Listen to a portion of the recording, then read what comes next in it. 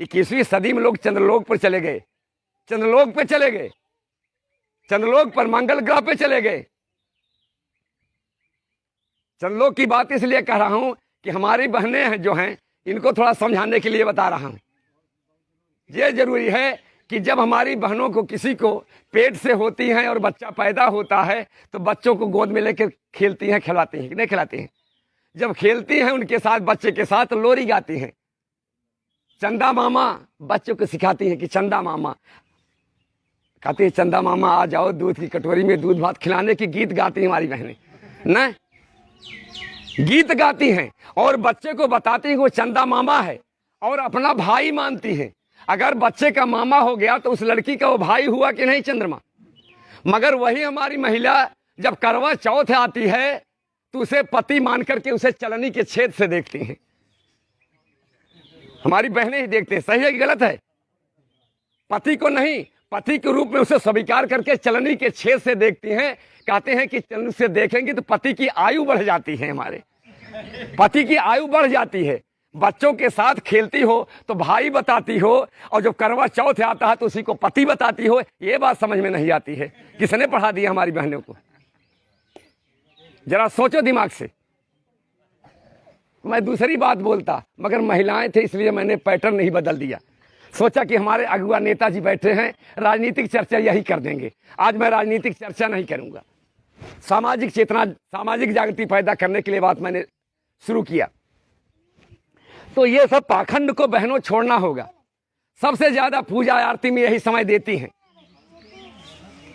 अभी सोमवार आया था, कहा कि वो सावन का सोमवार है। सावन का सोमवार तो हर 8वें दिन सोमवार आता ही रहता है। सावन का सोमवार क्या अलग से हो जाएगा? सबसे ज्यादा पूजा अर्चना में यही पाखंड में एकदम पूरी जिंदगी गंवा दे रहे हैं और मिलना कुछ नहीं है।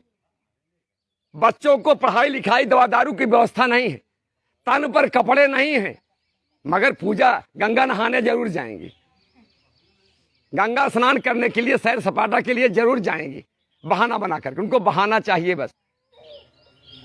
तो इसलिए जबकि महिलाओं को रामचरितमानस में किसी को बच्चा पैदा होता है, जब विवाह शादी करते हैं हमारे लोग, तो रामचरितमानस का पाठ कराते हैं।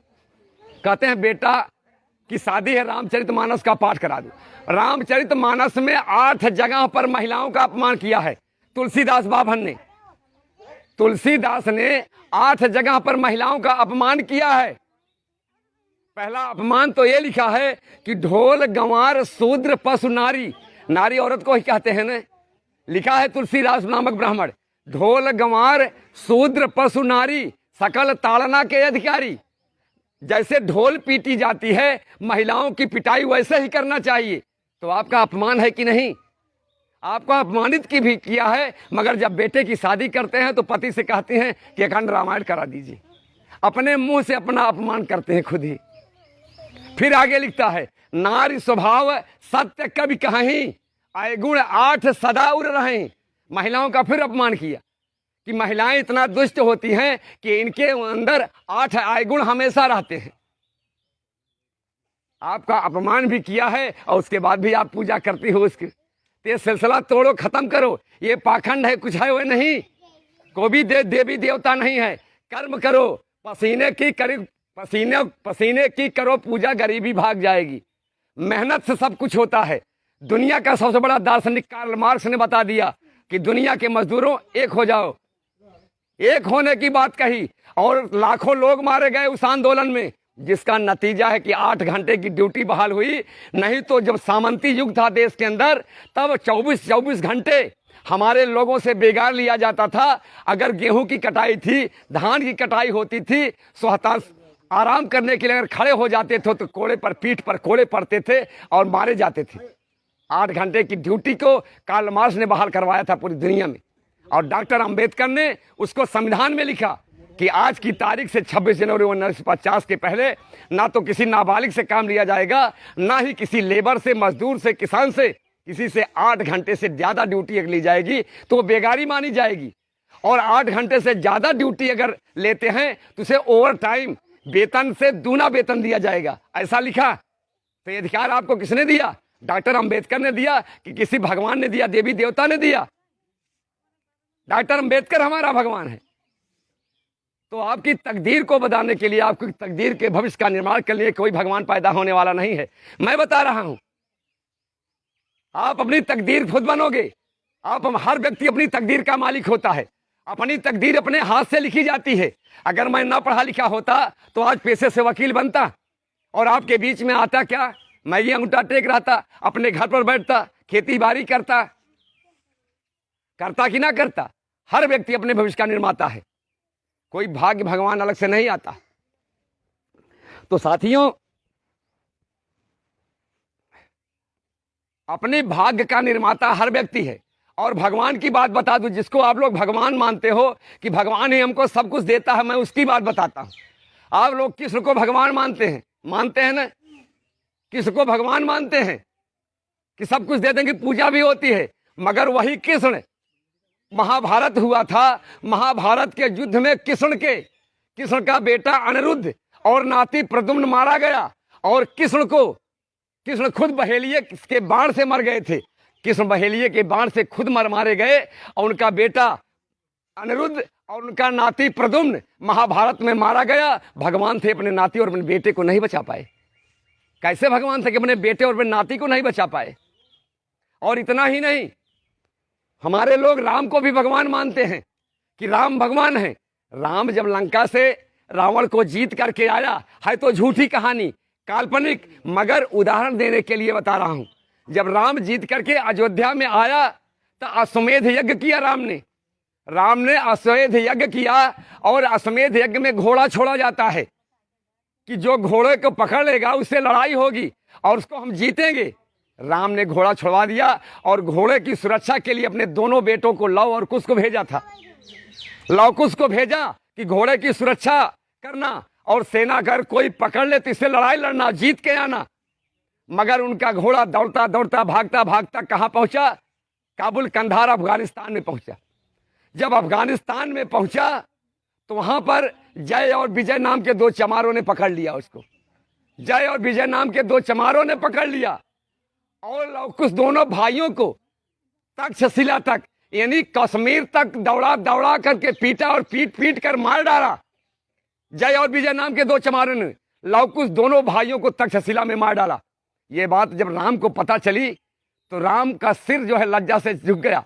अपने चारों भाइयों को ये बात बताई कि लवकुश दोनों मारे गए, जय विजय नाम के दोनों चमारों ने कब्जा कर लिया है। वो चर्चित लोग थे, उनका नाम था, अयोध्या तक उनका नाम था जय विजय का। जब ये बात राम चारों भाइयों को मालूम हुई तो सोचा कि मुंह दिखाने लायक नहीं हो, मुंह छिपाने के लिए सरजू नदी में जाकर चारों भाई डूब कर मर गए थे। भगवान थे, न खुद को बचा पाए, न अपने बेटों को और अश्वमेध यज्ञ कर पाए, न बेटे को बचा पाए, और उसको हमारे लोग भगवान मानते हैं। और तीसरा उदाहरण, हमारे लोग गांधी को आजादी का जनक मानते हैं। गांधी जो था आजादी का जनक नहीं था, झूठ बात लिखा गया है इतिहास में। देश में आजादी का पहला आंदोलन 1857 में चला और गांधी जो है 1869 में पैदा हुआ। 1857 में आंदोलन चला, 1869 में गांधी पैदा हुआ। 57 10 67 69 12 साल, गांधी 12 साल बाद पैदा हुआ। जब आजादी का आंदोलन 57 में चला तो आजादी के आंदोलन का जनक गांधी कैसे हो गया? कितनी झूठ बात लिखी गई कि नहीं लिखी गई? वही गांधी पूरी जिंदगी भर राम भजन करता रहा, रघुपति राघव राजा राम, पतित पावन सीताराम, जिंदगी भर गाता रहा। और गीता को भी अपनी छाती से लगा के रखा था कि नहीं? गीता को हाथ ऐसे छाती से चिपका कर गीता को रखता था गांधी। मगर जब नाथूराम ने गांधी को गोली मारी तो नाथूराम की गोली गीता को फाड़ती हुई गांधी की छाती को फाड़ डाला। गांधी को न तो उसकी गीता बचा पाई और न उनका राम नाम की धुन बचा पाई, राम की भजन नहीं बचा पाई, गांधी को बचा पाई। और हमारे लोग कहते हैं राम कृष्ण गांधी ये सब भगवान थे, अवतार पुरुष थे, खुद को नहीं बचा पाए तो इस समाज को क्या बचाएंगे? बचा पाएंगे? इसलिए ये झूठी कहानी है। तो ब्राह्मण इस तरह से पाखंड पैदा किया देश के अंदर और पाखंड करके हमारे समाज के लोगों को गुलाम बना रखा है। और हमारे लोग पाखंड में अकंठ डूबे हुए हैं। एक उदाहरण और पाखंड का बता करके अपनी बात को समाप्त करना चाहूंगा। कैसे पाखंड में हमारे समाज के लोग डूबे हैं। ब्राह्मणों ने कितना बेवकूफ बनाया है। अभी किसी का बाप अगर मर जाता है तो हमारे समाज के लोग दौड़े दौड़े भागे भागे ब्राह्मण के पास जाते हैं ना। मर जाता है किसी का पास तो ब्राह्मण के पास जाते हैं। ब्राह्मण के पास जाते हैं तो ब्राह्मण से कहते हैं पंडित जी हमारे पिताजी तो चले गए। तो ब्राह्मण कहता है कि पिताजी चले गए तो हमें क्या करना है। तो ब्राह्मण से कहता है आदमी कि महाराज बताइए कि कहीं हमारे पिताजी की आत्मा को शांति मिली है कि नहीं, हमारे पिताजी की आत्मा भटक तो नहीं रही है। तो ब्राह्मण अगर बता दे कि आपके पिताजी की आत्मा को शांति मिल गई है, उनकी आत्मा नहीं भटक रही है, तो ब्राह्मण का रोजी रोजगार बंद हो जाएगा। बंद हो जाएगा कि नहीं? तो ब्राह्मण क्यों बताएगा? उसका रोजी रोजगार कोई अपना बंद करना चाहेगा कि नहीं? कोई नहीं बंद करना चाहेगा। तो ब्राह्मण बताएगा कि नहीं आपके पिताजी की आत्मा को शांति नहीं मिली, उनकी आत्मा तो भटक रही है। तो पंडित जी बताइए फिर शांति कैसे मिलेगी, पंडित जी हमको बताइए। जजमान पूछता है तो ब्राह्मण कहता है कि ऐसा करना 13 दिन तक तुम अपने सिर के बगल में लोहे का कोई सामान, कुल्हाड़ी, हंसुआ, खुरपा, छुरी लेके लेटना, नहीं तो तुम्हारे पिताजी की आत्मा आएगी, तुम्हें रात को डरवाएगी। उनको आत्मा की शांति नहीं मिली है, वो डरवाएगी आपकी पिताजी की आत्मा। तो हमारा आदमी 13 दिन तक छुरी लेके सोता है कि हमारे पिताजी की आत्मा हमें न डरवाए। अब जरा दिमाग लगाइए, सोचने वाली बात है। जरा दिमाग लगाइए कि जो हमारा बाप जिंदगी भर, बैठो यार सामने से बैठो ना यार, जो हमारा बाप जिंदगी भर खाना नहीं खाया, जिंदगी भर उपवास करता रहा मगर हमको खिलाया। कोई माँ बाप खुद भूखे सो जाएंगे मगर अपने बच्चों को भूखे नहीं सोने देते। सही है कि नहीं? माँ बाप भूखे सो जाते हैं, माँ बच्चा पैदा करती है, हमें पैदा किया मेरी माँ ने। माँ कोई बच्चा पैदा करती है, हम पेशाब कर देते हैं, बिस्तर पर टट्टी कर देते हैं। माँ गीले में सो लेगी लेकिन अपने बच्चों के सूखे में सुलाती है। माँ सूखे में सुलाती है कि नहीं? अरे माता जी शांत रहिए। बच्चा पैदा होता है, पेशाब कर देता है, टट्टी कर देता है, माँ गीले में रह लेगी मगर बच्चों को सूखे में लेटाती है। तो बाप जिसका मर जाता है जिंदगी भर बाप खुद ना खाए, उपवास कर ले लेकिन बच्चों को जरूर खिलाएगा। खुद नहीं पढ़ा, हमको पढ़ाया, खुद झोपड़ी में रहा, छप्पर में रहा मगर हम बिल्डिंग बनाने लायक हो गए, बिल्डिंग बना लिए। तो बताइए जो बाप खुद नहीं खाया हमको खिलाया, खुद नहीं पहना हमको पहनाया, खुद नहीं पढ़ा हमको पढ़ाया, वो मरने के बाद हमें को डरवाने आएगा? जरा दिमाग से सोचिए, वो हमको डरवाने आएगा रात को? कितना चूतिया बनाया, बेवकूफ बनाया हमारे समाज को इन ब्राह्मणों ने। तो साथियों आज 74 साल से, हजारों साल से लूटा, आजादी के बाद भी लूट रहा है 3.5% का ब्राह्मण। 3.5% का ब्राह्मण। हम 52% बैकवर्ड के लोग हैं, 22.5% SC ST के लोग हैं और 18% मुसलमान हैं। हम 85 से 90% हैं मगर देश का 3.5% ब्राह्मण 85% सीटों पर कब्जा कर लिया है। 85%। देश की 80% नौकरियों पर ब्राह्मण का कब्जा, देश की 97% रोजगार पर ब्राह्मण का कब्जा, जमीन पर 96% ब्राह्मण का कब्जा, मंदिरों पर 100% ब्राह्मण का कब्जा। कहीं हो, कहीं पर आपकी कब्जेदारी है? 52% बैकवर्ड को 4.5% नौकरियों में साथ मिला है। 22.5% अनुसूचित जाति और आदिवासी को 12% मिला है। 18% का मुसलमान है, केवल 1.5% है। तो 74 साल के अंदर, मेरे भाई शांत रहो यार, 74 साल में ब्राह्मण देश में जो लोकतंत्र है, लोकतंत्र के चारों स्तंभों से आपको महरूम कर दिया है, जिसका नतीजा है कि आज की तारीख में शासन में, प्रशासन में, मिल में, फैक्ट्री में, कल में, कारखाने में, उद्योग में, धंधे में, रियल एस्टेट में, प्राइवेट सेक्टर में, कारपोरेट में, फिल्मी दुनिया में, साहित्य में, पत्रकारिता में, धन और धरती में, ठेका में, पट्टा में, लाइसेंस में, हर जगह से आपकी हिस्सेदारी ब्राह्मण खा गया है। समझ गए आप बात? सबका हिस्सा ब्राह्मण खा गया। उसकी दादा 3.5% है और खा करके देश के अंदर 120 करोड़ केवल हम लोग हैं। देश की आबादी 130 करोड़ है मगर 120 करोड़ आबादी हमारी है। आज की तारीख में 74 साल में ब्राह्मणों ने हमारे समाज के 84 करोड़ लोगों को गरीब बना रखा है। आज की तारीख में अर्जुन सेन गुप्ता की रिपोर्ट है और इसके अलावा एक सरकार देश की सरकार होती है, एक सरकार पूरी दुनिया की सरकार होती है। जो पूरी दुनिया की सरकार होती है उसे संयुक्त राष्ट्र संघ कहते हैं। उसकी रिपोर्ट है कि भारत में 84 करोड़ लोग गरीब हैं।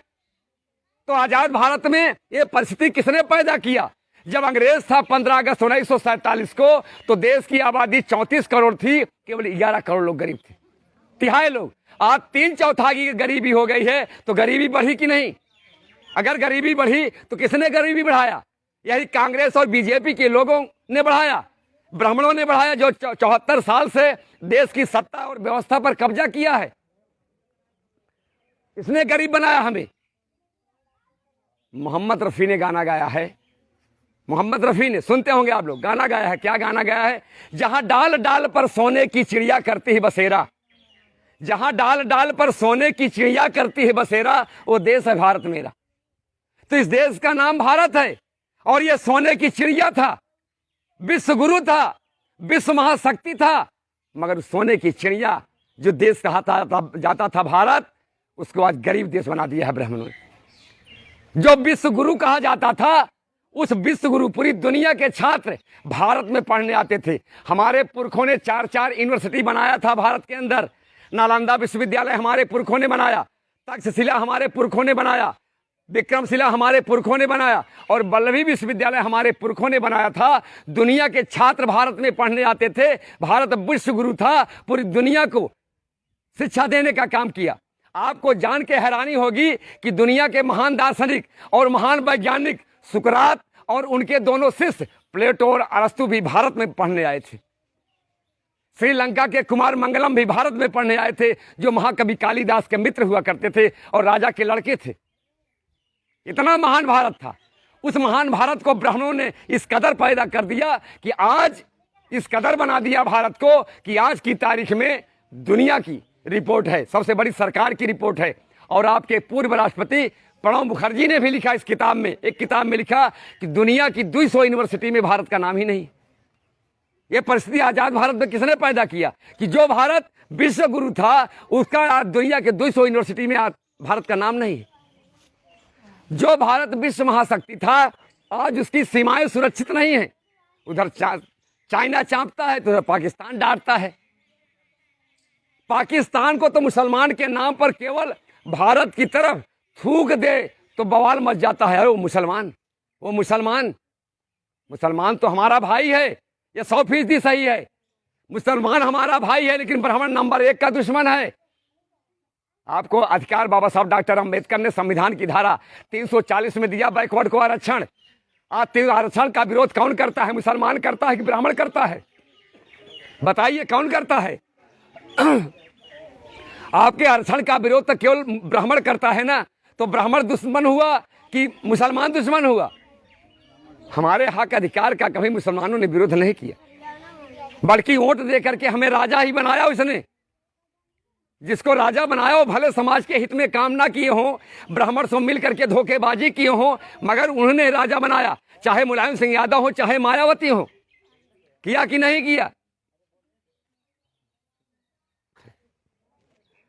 तो इस तरह से ब्राह्मण हमारा नंबर 1 का दुश्मन है। तो बहुजन मुक्ति आपके अंदर सामाजिक चेतना जागृत करने आए कि सामाजिक रूप से हमारे लोगों के अंदर चेतना पैदा हो। जो जातीय स्वाभिमान है इसको खत्म करो, वर्गीय चेतना पैदा करने हम आए हैं। इसलिए वर्गीय चेतना पैदा करने चाहते हैं कि आपको अधिकार किसी अहिर के रूप में नहीं मिला, किसी गलेरिया के नाम पर नहीं मिला, कुर्मी माली मुरारी के नाम पर नहीं मिला। आपको जो अधिकार मिला है वो पिछड़े वर्ग के रूप में मिला है। तो आपके अंदर वर्गीय चेतना होनी चाहिए, जातीय चेतना का कोई महत्व नहीं है। अधिकार मिला है वर्ग के रूप में, मगर नेता चाहिए आपको जात के रूप में। ये जाति का नेता चाहोगे तो जाति का नेता समाज का, जाति का सत्यानाश करता है। तो साथियों, आपके अंदर सामाजिक चेतना पैदा करके आपकी आज़ादी का आंदोलन हम चला रहे हैं कि हमारे लोगों के अंदर सामाजिक चेतना, सामाजिक जागृति पैदा हो, जिससे उनके अंदर जानकारी हो और जानकारी करके अपना हक अधिकार लेने के लिए सड़कों पर उतरे। और आज़ादी का आंदोलन सब लोग नहीं चलाते, हम लोग घर बार छोड़ के निकले हैं।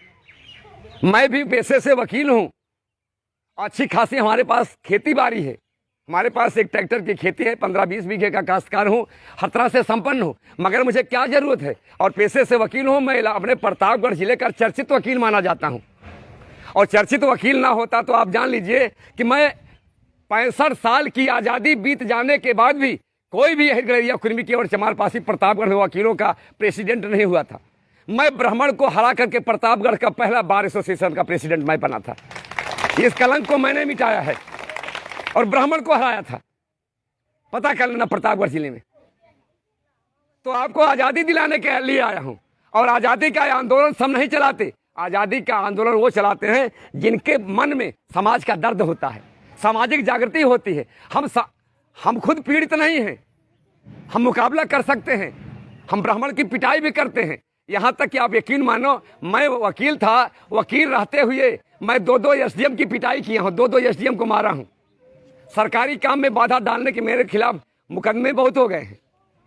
ब्राह्मण की पिटाई किया हूँ, मगर राजेंद्र यादव माने पूरी इंडिया नहीं हो गई कि राजेंद्र यादव माने इंडिया हो गई, नहीं है ना। तो समाज का दर्द लेके आया हूँ, समाज का दर्द आपसे कह रहा हूँ। इसलिए आपसे दर्द कर रहा हूँ कि जो पीड़ा आपको वही पीड़ा हमको है, जो दर्द है आपको वही दर्द हमको है। आप भी सताए गए, हम भी सताए गए, आप भी पीटे गए, हम भी पीटे गए, आप भी लूटे गए, हम भी लूटे गए। तो लूटे आप भी हैं, लूटे हम हैं। तो लूटे लूटे का दर्द जानता है ना, लूटे लूटे का दर्द जानता है। घायल की गति घायल जाने, घायल की गति घायल जाने। तो घायल ही घायल का दर्द जानता है। तो आप भी पीटे हो, हम भी पीटे हैं। तो दोनों लोग समस्या के आधार पर एक हो जाएं। 2 कदम आप चलो, 2 कदम हम चले, दूरियां कम होंगी कि नहीं होगी? दूरियां कम होगी। जो दूरियां हैं वो कम होगी। हम लोग दोस्ती का हाथ बढ़ाएंगे, प्यार मोहब्बत का हाथ बढ़ाएंगे। तो आपसे मोहब्बत करने के लिए आया हूँ, आप समाज का दर्द दूर करने का लिए आया हूँ। इसलिए मैं चाहता हूँ कि आपको आज़ाद करा करके आपको इस देश का मालिक बनाने आया हूँ कि हमारा जो ब्राह्मण राजा है, ब्राह्मण 3.5% का ब्राह्मण देश का मालिक बना हुआ है और हमारे लोग उसका तलवा चाट रहे हैं। ये तलवा चाटने वाला, खुशामद करने वाला काम बंद करो। इसलिए आज़ाद करने आया हूँ, समाज का दर्द लेके आया हूँ। तो आज़ादी का आंदोलन सब नहीं चलाते। कौन चलाते हैं? जिनमें हिम्मत है वो कुदरत में दखल देते हैं। जिनमें हिम्मत है वो कुदरत में दखल देते हैं। राह में कांटे हों उसको भी मसल देते हैं। खौफ की दुनिया से बदलते नहीं राहें अपनी। अरे मर्द तो वो हैं जो जमाने को बदल देते हैं। आपने हमें सुना, इसके लिए बहुत बहुत शुक्रिया, बहुत धन्यवाद। जय भीम, जय भारत, जय मुनि।